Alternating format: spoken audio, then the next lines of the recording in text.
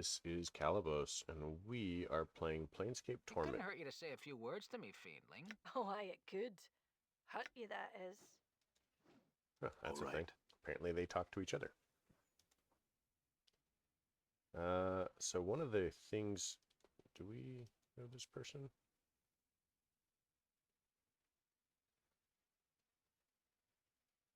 Like, we don't necessarily need to kill her right now. Or really ever.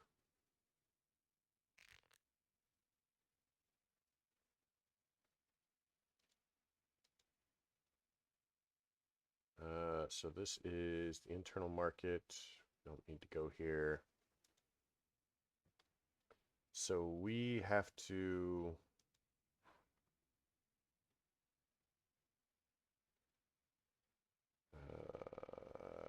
we're still looking for Amory's. I have no idea where she is.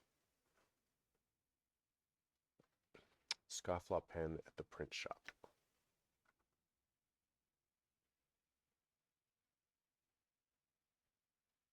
Oh, there's a coffin maker. Wait, is that the...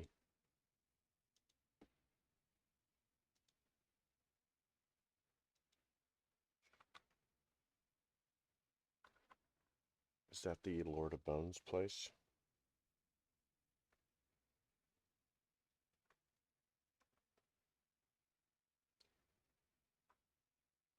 Oh, no, it's not. Dim tree. You see a tall, slender man with a glassy-eyed expression. He seems engrossed in stone, some tale that the shopkeeper is relating. Occasionally he nods his head, but makes no comments of his own. The man turns slightly at your greeting, just enough to acknowledge your presence. You notice he's a little pale of complexion and rather gaunt-looking. He's giving you a blank stare. The shopkeeper does not seem to notice any of this and continues on with this stream of useless prattle.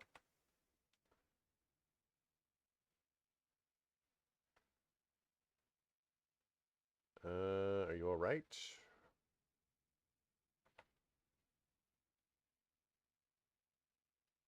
Smell of dead flesh. Preserved by magic, you're a zombie. Creature continues to stare at you blankly. Slowly, as if with great effort, he begins to reply to you. Only your words speak with dead power makes him understandable. Yes, I am Dimtree. Why are you here? Dimtree slowly glances at the shopkeeper and makes a feeble gesture towards him. Seeing this as a sign of interest, the shopkeeper redoubles his efforts in telling whatever tale he's relating to the poor creature. Dimtree looks at you again. Hammers. He talks. Hammers never stops. Wanders town, annoys master, annoys everyone. Master creates. Dimtree. Tells Dimtree talk Hammers. Now Hammers stay in shop. Master happy, town happy. Dimtree sad. The creature pauses, then resumes his slow speech with you. You can almost detect a pleading tone in his voice. Find Master, Sebastian. Ask him release me, please.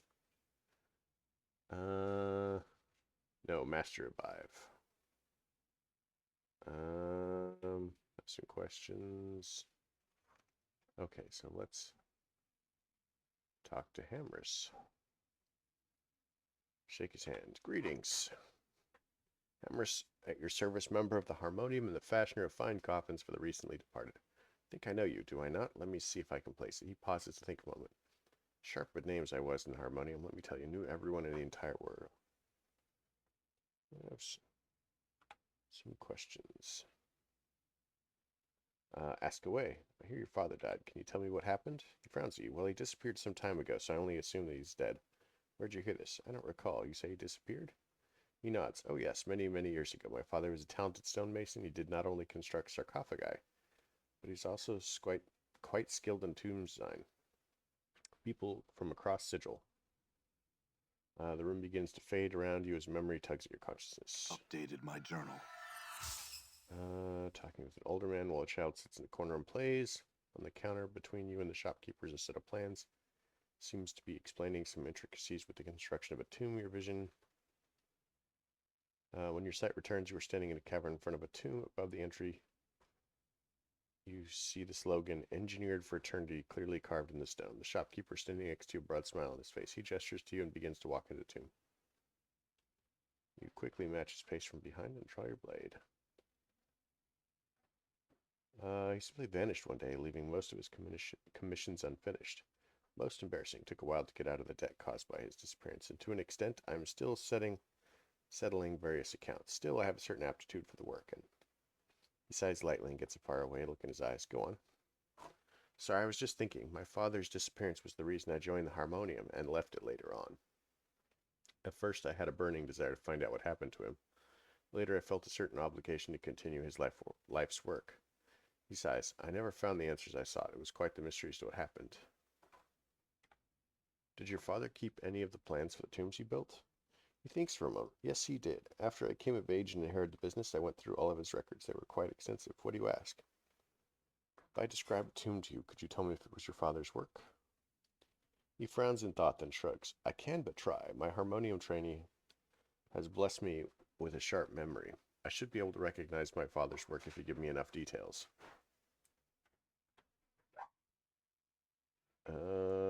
He thinks for some time. There's little doubt that the tomb you describe is my father's work. The slogan you mentioned has been the family trademark for several generations. He pauses and gives you a strange look. Describe the location in detail, surprising yourself with the knowledge you have the area. Hammerus watches you with a concerned look. Odd, I don't recall anything in the family records that would even have permitted him to construct a tomb there. The Dustmen are very careful about building rights in real estate, especially beneath the streets of Sigil.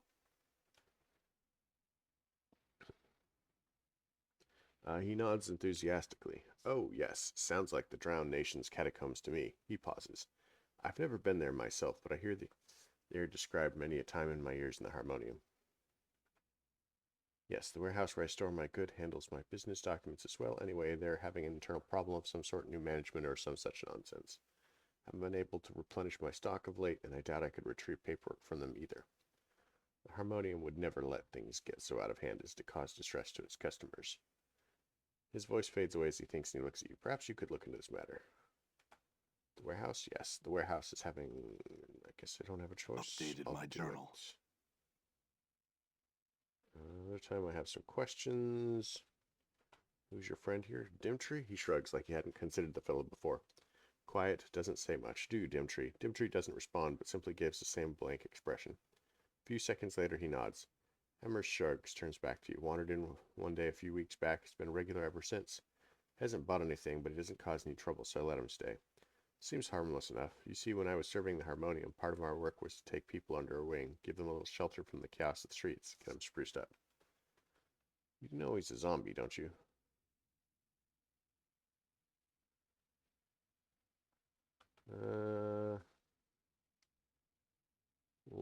Let's head off. I'm gone.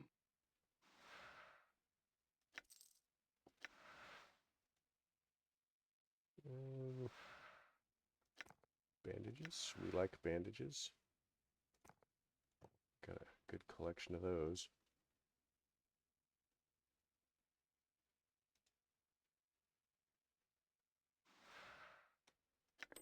Silver bracelet.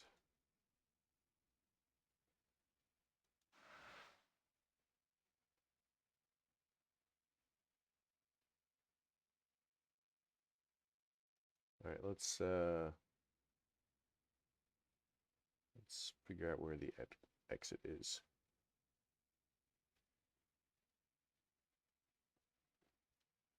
So is this the exit?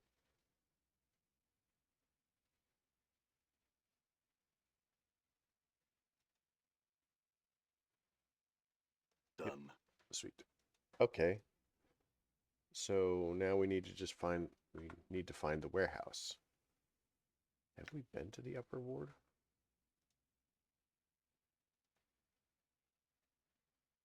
I'm sure we have.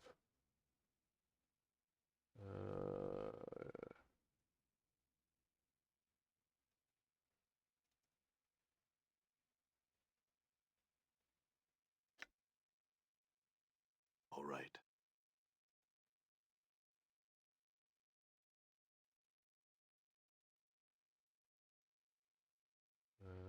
This is the cobbler Malmainer. Well, well, Sigil's kindest citizen.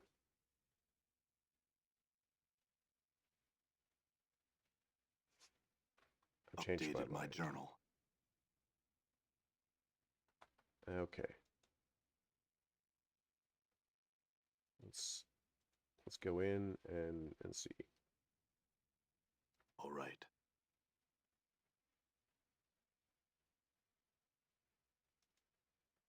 Conclave, Goncalves.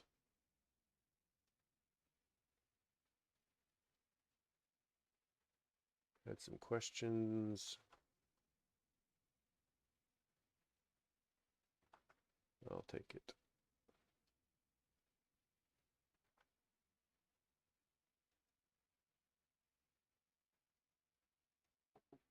Right.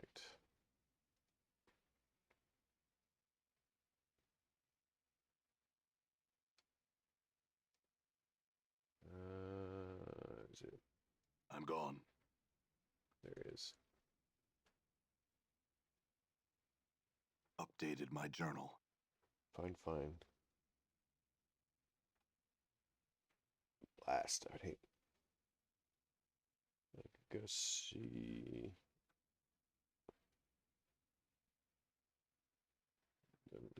Updated my journal. Alright, so let's go get a different costume.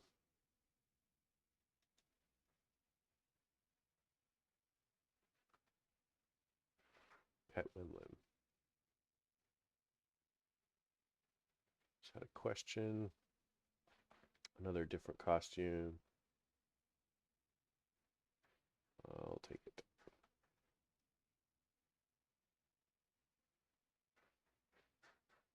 Done.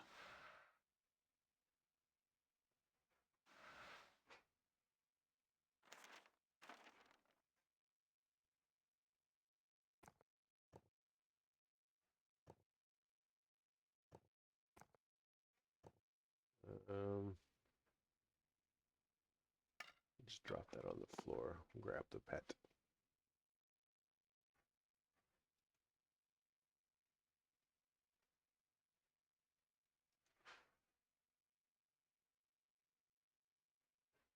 Updated my journal. Hold on. Alright, I'm back. Hopefully, that should take care of it. The oven is a bit smoky, but there's no actual fire. I'm gone. So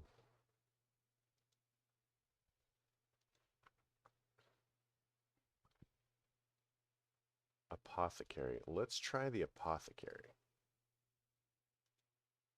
Maybe there's a forget potion or something.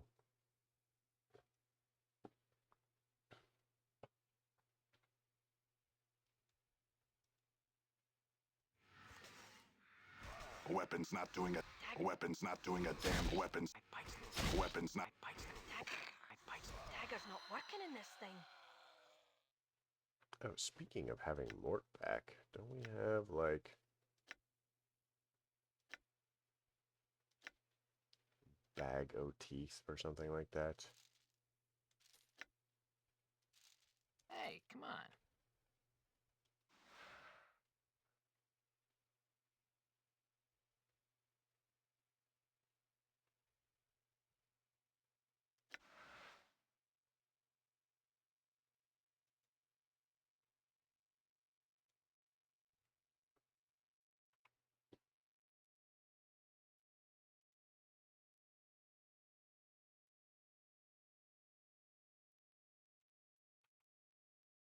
Done.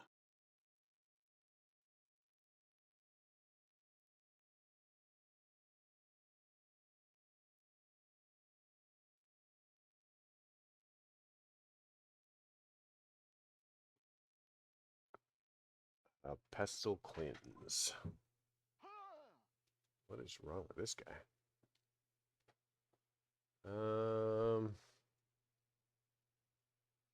Greetings.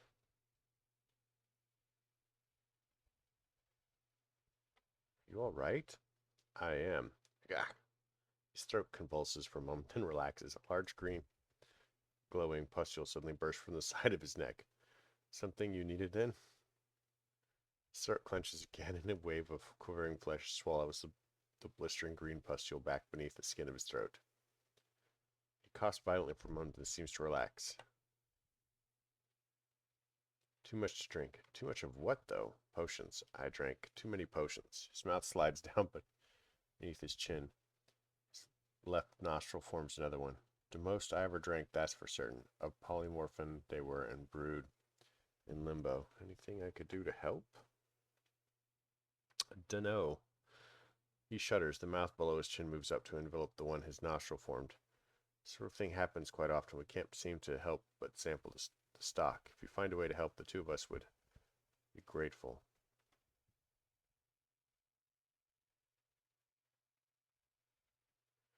Another question. Half of his mouth curls downward. A frown, he shakes his head. Work into stockroom, I do. All day I do. He shudders violently. Suddenly a third eye pops over the bridge of his nose. The left one shifts sideways. The new eye takes its place. I speak only of the store, sir. That said, the skin of his face seems to eat the new eye, and the left one returns to its old location. That is creepy as anything. I'm going to purchase something.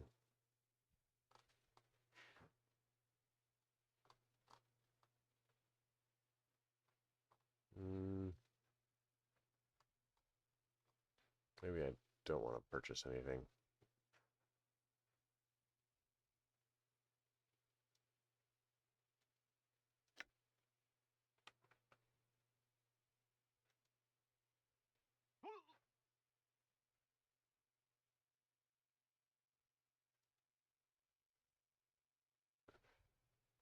All right.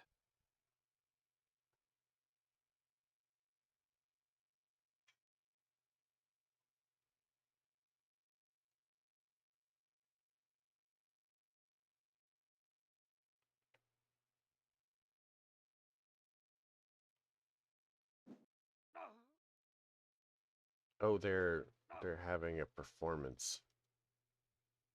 That's fair.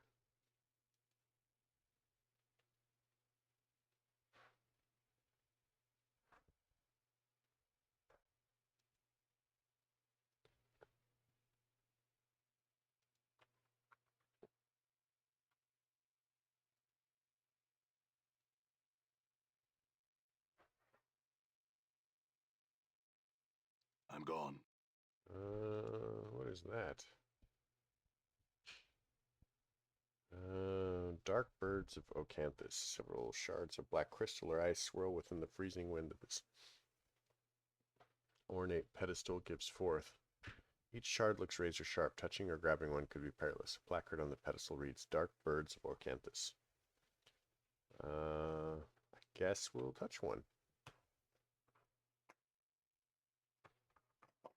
As you reach out to touch one of the whirling shards, your finger enters the icy wind that rises from the pedestal. Instantly, a coat of numbing frost forms around your finger, causing you to momentarily draw back. Leave them be. Well, you know what? We're gonna... Endure. Your path is mine. Rightness Okay. is you. touch one. I can touch one. Let's hope nobody notices that. I'm sure it's fine. Everything's fine.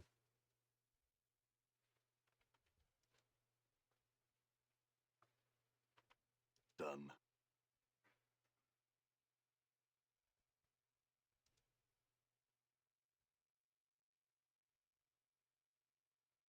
This painting depicts a shore scene with a wide reddish-orange sun setting behind a peninsula or large jetty. The scene, though unoriginal, is breathtaking. The play of the fading daylight across the water is captured perfectly. But staring at the painted sun for any length of time makes your eyes ache.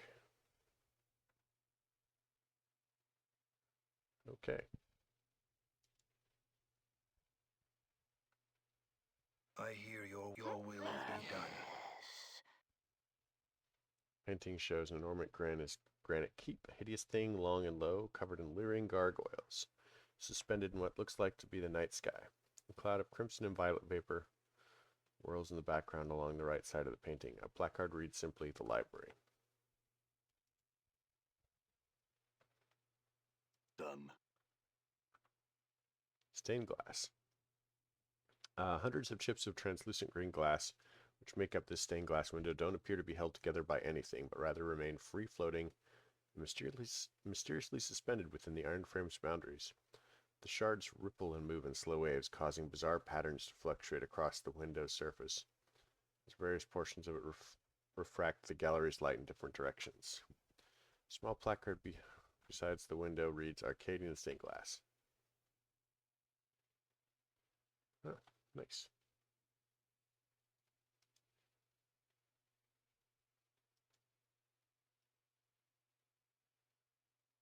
What is that? The statue looks like it's about to make some angry proclamation. The sculptures captured the essence of fury magnificently. Chiseled tension lines around the neck and forehead alone must have taken many long months to get correct. Fine cracks run over the entire statue, and there's a plaque attached to its base. The plaque reads, "This statue is believed to be the final fate of the Ethersarian sorcerer Gangradion. Attacked by a conclave of rival sorcerers at the height of his dream of madness, he was imprisoned within a spell that turned his flesh into stone. Said to have been frozen with a final awful curse still upon his lips. A curse so terrible that it was never meant to be."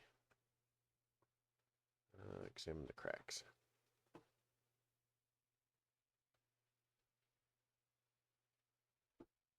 Let's not do that.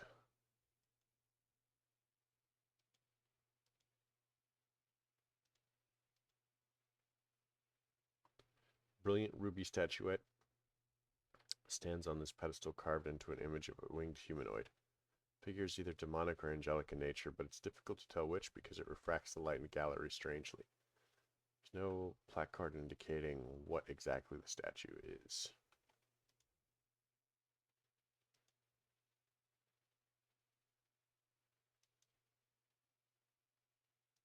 That's a cool one.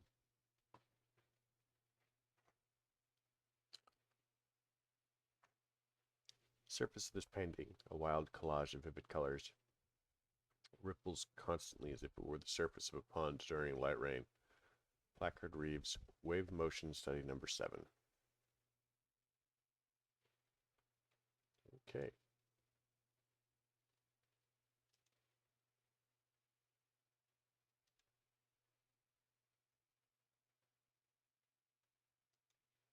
Ivana, before you is a well-dressed elderly woman in a gown of peach colored and golden thread. She stands quietly, her hands folded together primly, and nods in your direction. It's then that you notice she has no pupils. Her eyes are entirely white. "Greetings, sir. I'm Yavanna. Welcome to my Galleria. Feel free to look around, spending as much time here as you like. Should you have questions regarding any of the pieces, do not hesitate to ask." "One moment, sir. Your voice, it is heavy with age and wounds. Would you be so kind as to let me touch your face?" "Yes." Yavanna smiles, gently running her old hands over the skin of your face. She frowns, looking slightly puzzled. "So many scars, both old and new. They seem to..." She touches the side of your throat, flushes, and pulls away. "Pardon me, sir. I was curious to see how far they went."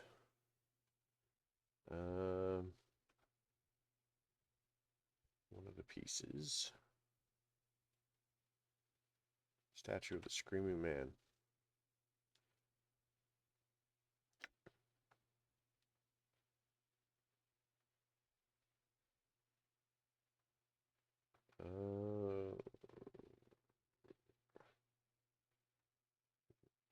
Ruby statuette.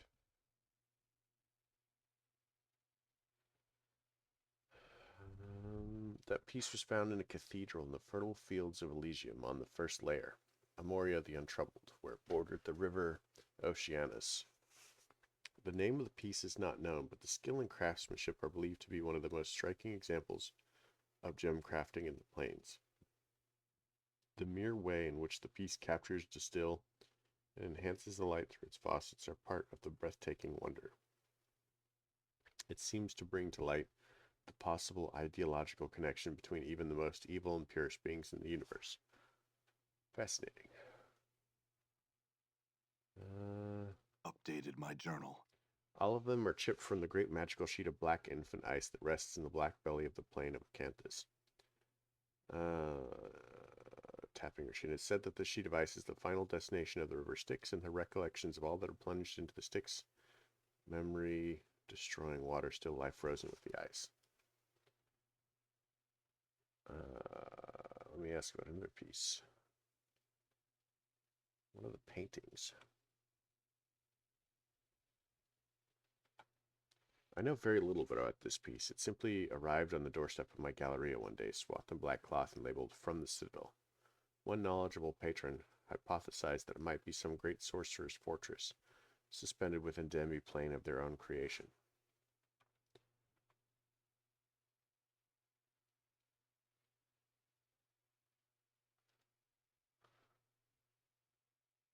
So I have a thing that I want to try. Wait, nope, come back here. Let's grab one.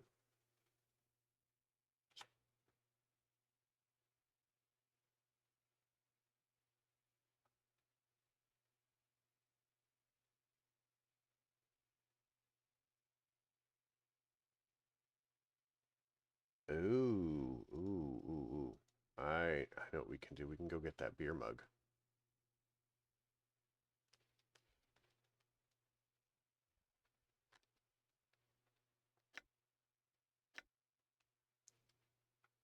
All right, either way, this is a good place to call it.